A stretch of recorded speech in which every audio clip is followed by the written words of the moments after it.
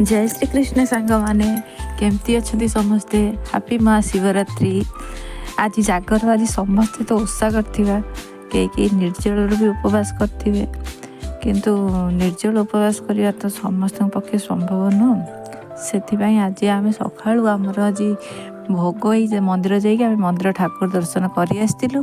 Eighty मु सब प्रकार फलमूल को भोग करके आनी साइला पर माँ कहले ताको भल कि गोटे पणा करदे जोटा खाई आम दिनटा कटिज। आज से भोग होइकी आसीथिबा मोर सब प्रकार को फल को एमती छड़े नेली।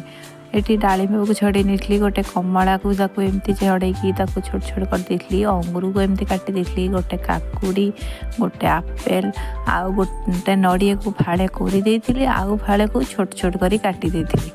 आउ भोगरे पकेया गुड़ नहीं चीनी पकेले एत भल लगे गुड़र टेस्ट कलर भल आसो।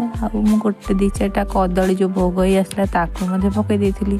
आम घर को मिठा थिला जेतु ओषा समस्ते कर बापा मिठा आनी तो से किसी सबुथु दी दीटा पकई देइथिली। भल मिठा मिठा बेसी लगे मिठा टेस्ट पड़े मिठार भी स्वाद बढ़ी से सब प्रकार पकईकी ताको एमती सब गुड़ाक एमती छोट छोट काटी देइथिली।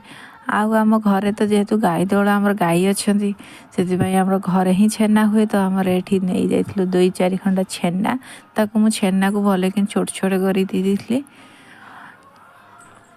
आउ नहीं घरे बसा दही बसी पूरा बढ़िया कि बसा दही। आमर ये राति ही जेतु पणा करी राति ही सागु भिजे देती। सागुरे मु मिश्री खंड पकई देती जेतु मिठा कम लगे।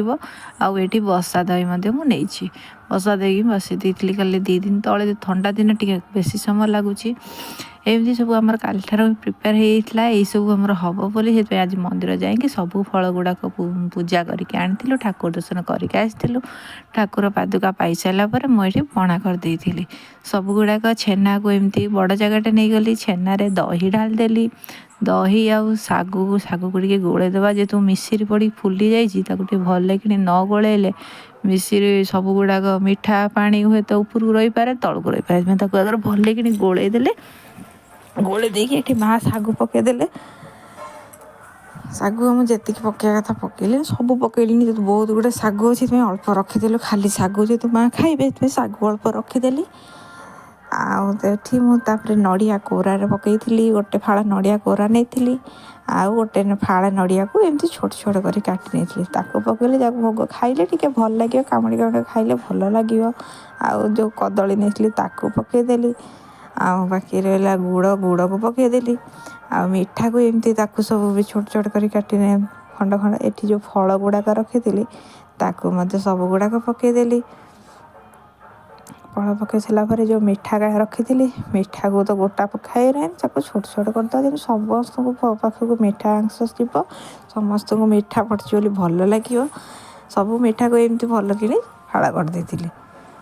ये 2टा बुंदी लड्डू कालाजाम रसगोला नाली मिठा एमती सब रकम मिठा आसाला सब पकईदे गोटे बड़ जगह को उजाड़ी से जगटा छोट है बोली धीरे धीरे एमती चामच ओढ़ेदेली। आउ नड़िया गोटे फटई नड़िया पानी जो थिला से नड़िया पानी के देदेली देदेला बेटी मोर भोग पूरा रेडी प्रसाद ताकू एमती आम ताटिया काटिदेलु। काटिदेकी टिके आउ डालिम सजाइवाई 2-4टा दाना डालिंब रखी 2-4 डालिंब देकी सजेदेली। एबे खाइबा एको खाई तो मो दिन सारा एपर्यंत आम भोक भी लगे पूरा रातिटा आराम से कटिज। आपण मैंने कौन खाइले कमेंट निश्चित जनइबे।